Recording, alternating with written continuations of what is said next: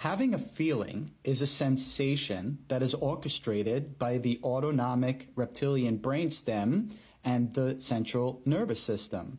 This is a system that gives us information about the external environment that provides an opportunity for us to interpret it in our own way.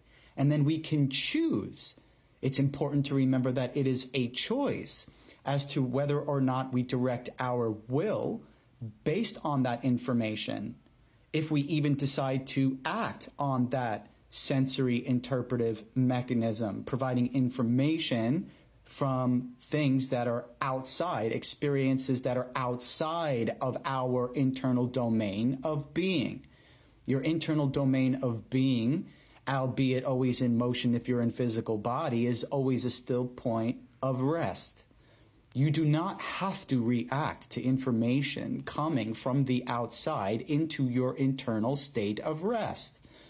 However, your reaction to information in the form of sensation and autonomic response, attempting to measure, right? We spoke of energy as a form of measurement. You're measuring, albeit autonomically 90% of the time, what is out there for reinterpretation by you. But how you're interpreting things coming in from the outside says a lot about you than it does about the thing on the outside that you're measuring. And then you have to ask yourself why you're measuring this in the first place. Therein lies the choice. The choice to remain present with what shows up, to allow what's coming in, void your obsessing over what that means, because the assignment you put on it comes after and is not necessary for what is to be. And that existence of that sensory input mechanism on the outside that's coming in for your reinterpretation is what it is and doesn't need an idea to sustain itself either. So while whatever that is, it could be, let's say, for the simplicity of this argument, a person telling you something that's making you feel uncomfortable, the sensation from the outside coming from that person is not making you uncomfortable. You feel uncomfortable, or a conglomeration of sensations that you identify with as discomfort. Whereas maybe somebody else who's receiving this information that has a different internal makeup than you might not perceive this experience as discomfort if they were in your shoes having the sensory experience that you're having.